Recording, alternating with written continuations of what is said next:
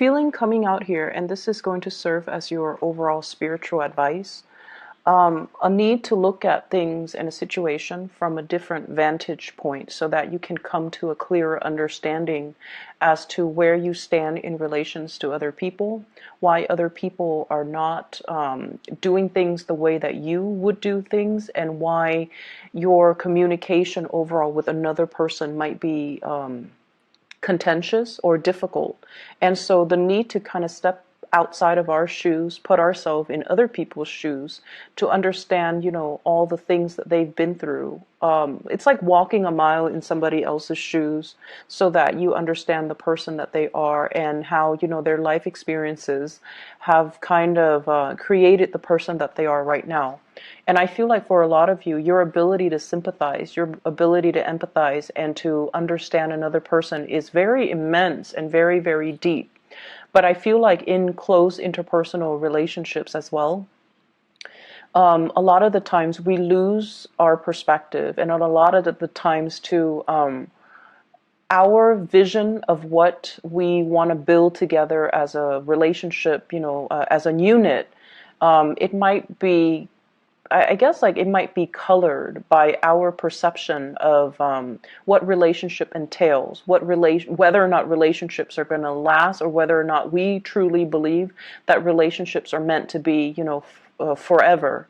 So I feel like there might be some ideological clashes between you and a partner, between you and even a business partner, or between you and family members, based on the transient lifestyle that they have led. It's like they've been through a lot of turmoil and hardships in their own lives, and they don't see everything as permanent and long lasting, and it's really hard for them to kind of commit. And so it's kind of I don't want to say your destiny or your responsibility, because, they need to find that within themselves. But I almost feel like it is in your path to kind of show them that, hey, things are okay. We're in a different environment now. The times are different. So maybe you kind of need to open up, but understanding and have that baseline understanding of where the other person has come from, what they have to ward off or contend with in their past, and why it creates, this almost like paranoid person that they are, where they don't believe in permanence, where they don't believe in stability. That is really going to help you navigate this energy for this week, okay? First of all, in your love relationship sector, I have this card about control, okay? This is the Four of Pentacles, and I usually look at this card hanging on to earthly possessions, feeling a little bit paranoid that things are going to be ripped away from us, feeling like we need to cling on to everything that we have, and also almost like viewing other people as possessions, and almost viewing it's like being very closed off to the point where we need to be very protective. We need to take care of what's ours, which is honorable, and honestly, it's a good trait. But overdoing it can be detrimental. And I do feel a lot of the element of control when it comes to this card, clinginess, control, and wanting things a certain way. And I almost feel like, attributing our sense of self-esteem with our possessions, with the people that are in our midst. And I usually see it as like, the person that has like the trophy spouse, the trophy wife, the trophy husband, the eye candy, and that they can parade around town with someone who's very, very attractive, because they feel like it boosts their self-confidence when onlookers see that there was someone who's very attractive. They get a big ego boost. So it's kind of akin to that, and in a more in a lesser sense, when it comes to relationships, this is trying to control resources, trying to cling on to everything, because we automatically assume that our sense of self-worth, our sense of competence, and our sense of confidence is greatly linked in with the people we surround ourselves and the material possessions that we have in our midst. And I also feel as well, when it comes to arguments, when it comes to dealing with another person that you're romantically involved with, that you're married to, or, a significant other, whoever it is, that you're romantically linked up with, this is like not being able to see outside of our own vantage point. Like I said earlier, clinging on so strongly to our beliefs that when people question our values, question our beliefs, we feel like it's an attack on us personally. And so we tend to get a little bit defensive. And a lot of the times, the things that we are very defensive about are things that we know to be true about ourselves. And that's why it's like touching a sore spot that we don't want to look at.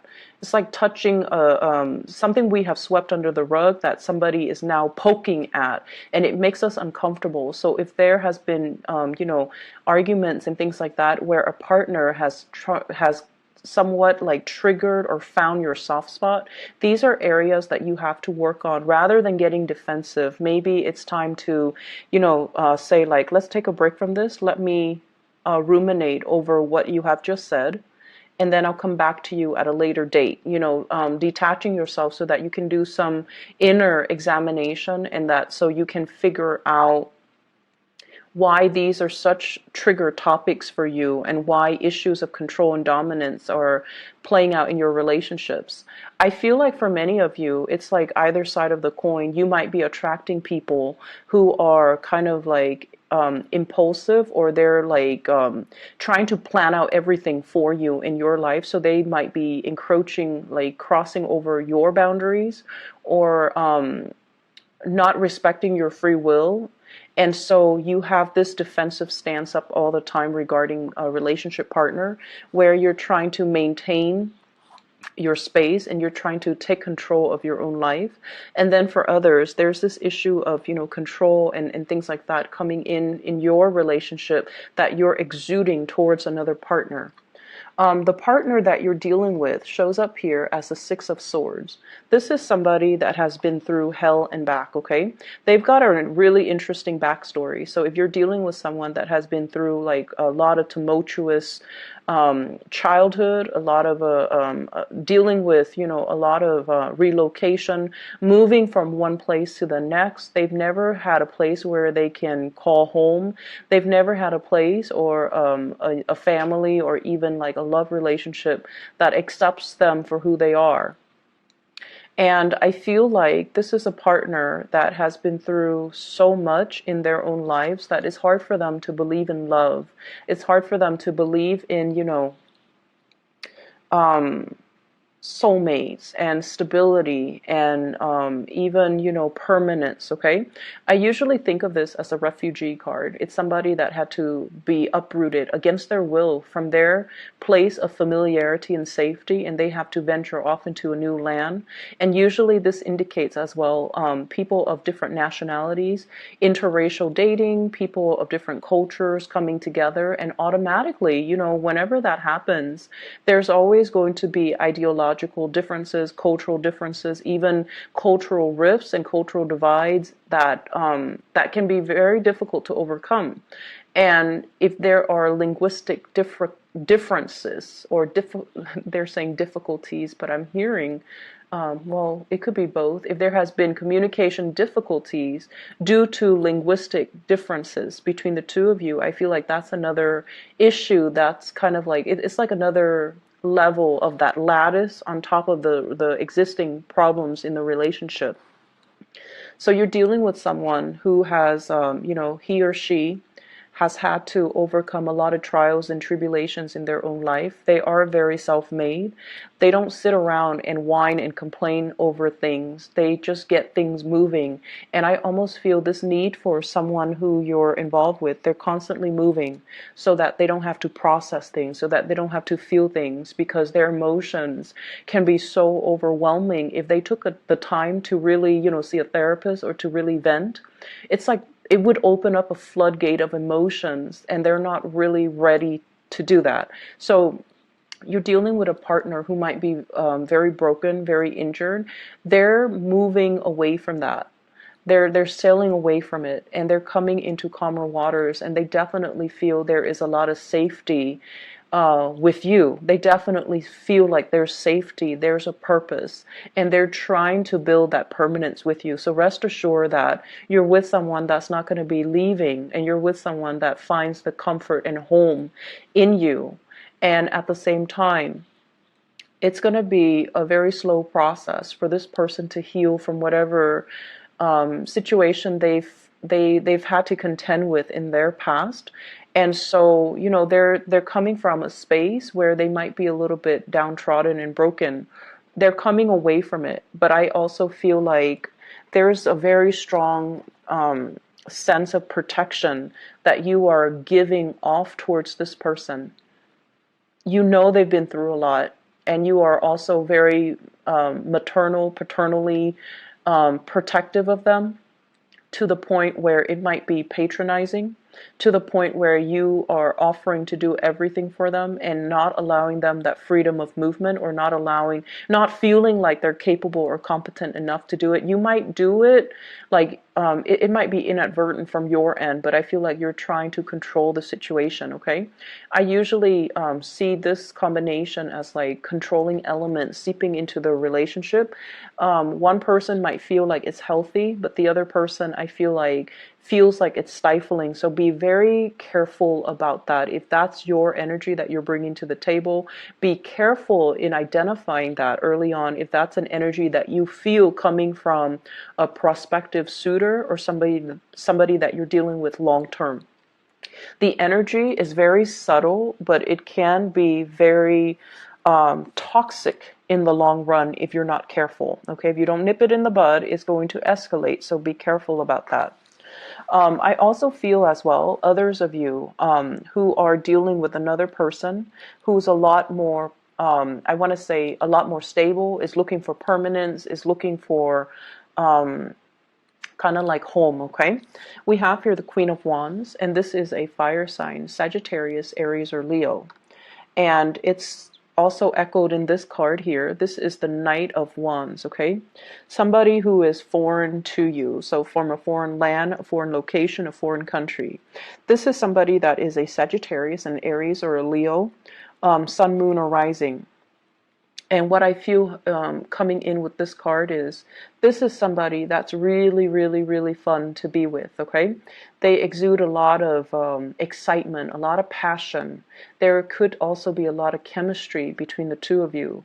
And the energy is really, really strong. They're very proactive. They get a lot of things done in their lives.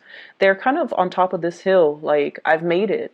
I'm now scanning around for a suitable partner, but somebody needs to be on my level. Otherwise, I'm not going to date them. So this is somebody who is quite picky. And if someone doesn't really, you know, they're on a hill, so they have a lot of prospects, right? They're looking at things from a bigger, larger vantage point, or a higher vantage point. And I feel like they see what you're about, and they need you to kind of like walk up this hill and meet them halfway, or they need to know that you're on their level in order for you to invest in them. And on your level doesn't mean material wealth. On your level doesn't mean professional like achievements. It basically means wanting the same things, wanting adventure, wanting expansion, wanting to, explore the world and look at the world as a playground, rather than, just going through the motions, work and home, and rather than looking at the world with a pessimistic view. I feel like they want an equal partner in fun and adventure, and I feel like they're going to be a really good person to travel with. They're a good person for you to expand your worldview, your consciousness with. This is not somebody who is narrow-minded, okay? I feel like, they have their preconceived notions, like what the world is supposed to be, but they also make a lot of allowances for other people. They tolerate. I'm getting like a very tolerance, a very understanding, a very maternal vibe with this person, where they care about people. They care about humanitarian ideals and goals. And I feel like they connect to people not as foreigners or like you're from this country, you're from that country, but they have this sense of collective consciousness where they see everybody as a human race, and they don't have any prejudice. They don't have any narrow-mindedness or tunnel vision when they deal with other people. And I feel like for them, there's also this innocent, trustworthy, and trusting energy that they bring to the table where they don't really believe anyone is out to hurt other people. So you might think it's naivety, but I feel like it's more giving everyone the benefit of the doubt. So you have someone that is really, it's like providing a breath of fresh air in your life and a fresh perspective. And because of that, I almost feel like they're really exciting to be around. And I feel that you are trying to build wealth with this person, okay? I have here the Ten of Pentacles. This is an escalation in the relationship. The way that this card is depicted is almost like castle in the clouds, right?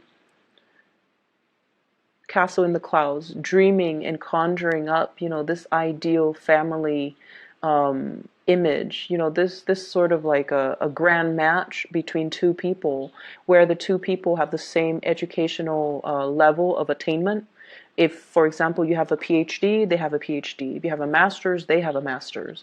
If you have a law degree, they might be, if you're a lawyer, they might be a doctor. It's somebody who's very, very similar in professional achievements, educational achievements, someone who is a really, really good match.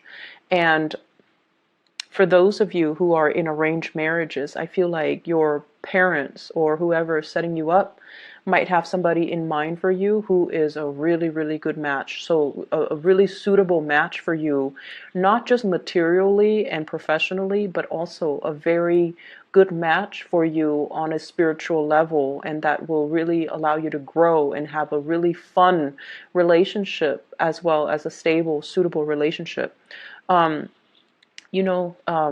When I look at this card, I think about royalties and how back in the days, people kind of like, it's like a political marriage. But I feel like with this card and with the energies that it's wedged in between, you're meeting somebody that is a really good match for you. And I feel like there is this nesting instinct that's going to come naturally to the two of you, okay? Nesting instincts, people assuming their specified gender roles. So even for same-sex couples, it's almost like one person will step up and assume the feminine role, the other person will automatically then assume the masculine role. So whatever that means to you in every relationship, even same-sex relationships, we kind of need to embody the yin and yang energy in order for the energy to flow well. And I feel like there's this natural affinity that you have with another person where one person embodies the yin energy and the other person that yang energy, and so things will move along very, very smoothly. And as a result of that, we're going back to the first card. This is about, relinquishing control. This is about allowing your partner the freedom and also the opportunity to step up and, take control of situation, or also allowing, the natural flow of who's in control and who's relinquishing, just allowing that to naturally calibrate between you and another partner rather than forcing a connection, rather than, having it a specific way. I do feel for many of you in relationships, you are at a point where you are trying to, your nesting instincts are kicking in. You are trying to build something with a relationship partner. So you might be conscious or, a lot more aware about your spending, which is a good thing.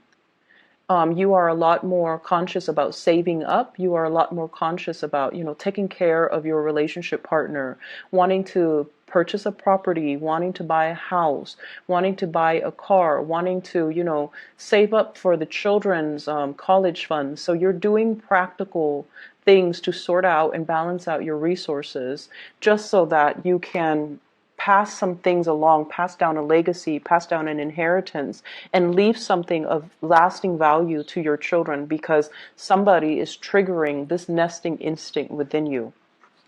In other areas of your life, I do have a spiritual advice that's coming into the picture for you.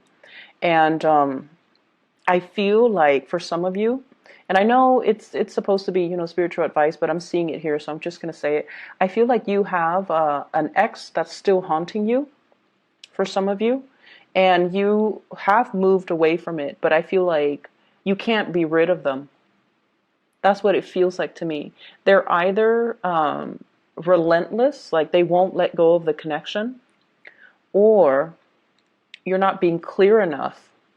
And this is something I've mentioned before many, many times for Cancerian people, especially the men, especially the Cancerian men. You're really nice people, and a lot of the times you send, confusing messages to the people that you're interacting with. And take a page out of the, I want to say, what sign is very, very final? Capricorn. Take a page out of the Capricorn playbook when it comes to, exes and relationships, okay? When they're done, they go silent. They don't even need to entertain that person. When they're done, Capricorns are done, they will ghost you. And you will never ever know, did the Capricorn person die? Are they okay? How could they not respond to me? Well, it's because they're very final. And also, it's because they also, and I feel like this is their incentive, or their, rationale for doing what they do. It's because they don't want to open up that door of communication and have you confused, or they don't want to, lead the other person on. So I feel like with Capricorns, when it's done, it's really done. They close the door for good and they move on, and you won't hear anything from them. And I feel like with you Cancers, I feel like it's very difficult for you to do that. And you might chalk it up to playing nice and being courteous. But what it does is that it creates hope from the other side, from the other person, that, oh, they're still talking to me. They might want me back. Maybe not now, but one day. So I'll keep knocking at that door. And that's not fair to the person that you're dealing with. And I feel like you have an ex here that's a little bit ruthless and a little bit relentless and a little bit like someone who tries to keep coming back. And I feel like you need to be very firm, and you need to, out of respect for your current relationship right now, you need to be very, very firm about setting your boundaries with exes, okay? And the reason I say exes here, we have the Death card. You moving on. You've already decided you're going to move on. You've already physically, emotionally, mentally moved on, and somebody's coming knocking. Someone who still carries a torch for you. Someone who might have had like a very passionate one night stand, fling, relationship, even marriage with you, and they're relentless. They're pursuing you, and they don't even have to be a fire sign. I just feel their energy floating around you, and I feel like, first, you were stuck in limbo, waiting on this person, waiting for things to get better. You've moved on your own. You've moved on. And I feel like you might have been waiting for them while they were going around, trying to find themselves, and quote unquote on that. It's like trying to find themselves. They were like too selfish to be in a relationship. They were just like not taking you seriously while you spent a lot of time waiting around for them. And then they choose to come back and give you communication whenever they felt like it. With this Eight of Wands here, this is swift, fast communication, travel, movements, and whatnot. And I feel like, when the communication was not responded in the manner that they hope, they come out and they physically show themselves in real time, like showing themselves, and you've tried to move on.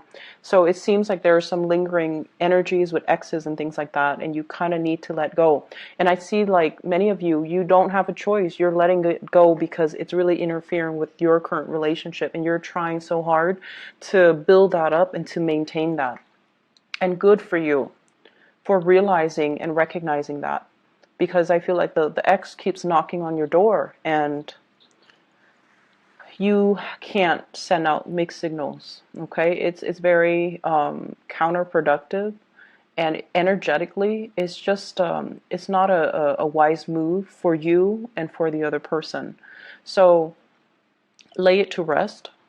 Other things that I am picking up from this spread here, I feel almost like for many of you, there is major contemplations about trying to get your life in order, trying to, get rid of bad habits, trying to reorganize your life, and trying to get yourself in a space where you can be proud of your achievements, where you can get things moving for yourself. So I almost feel like this fire lit up under you, where you're like, okay, I need to get things done. I've been stalling. People have been stalling me, or I've been stalling. I've been kind of like on the sidelines of life, just hanging around. And, there are so many things, so many dreams and aspirations and, things that I want to do, things that I want to achieve, but I've just been dangling here for quite some time. And then life, before you know it, passes you by, right? And it's sort of like, how if you've been like this, right? And then you get yourself out of this situation and you turn yourself upright, you have this massive head rush, right? Like it just feels otherworldly. So I feel like that's the head rush. It's when all the information, all the realization, all the revelations coming to you all at once, and it can feel somewhat painful, somewhat disorienting, and somewhat like time is running out. I need to get things moving. I need to get things started.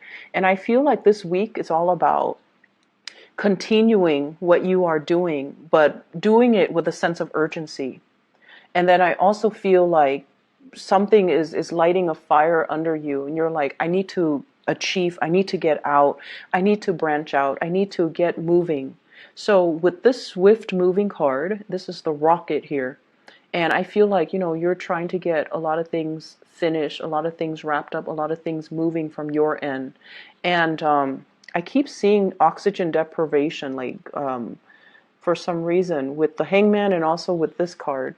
So if you are a heavy smoker, okay, if you are a heavy smoker, I feel like you're going to try to wean yourself away from it, which is going to be great. And then if you whatever you partake in, and it involves, oxygen deprivation, try to wean yourself away from that, because I feel like a lot of the times, we need all the oxygen to our brain so that we can make clear decisions, so that we can, think clearly, think quickly, and be able to kind of systematically process information. So I feel like maybe taking that element, smoking and whatever, away from your life is really going to help dramatically. It's going to lift that mental fog, that sense of fatigue that you've been feeling. And it might help with concentration. It might help with a lot of things. You never know. So I'm going to leave it at that. I feel like you're trying to make a lot of changes in your life. The process is slow, and it has been stalled, I feel, because of your unwillingness to change and to kind of like get moving.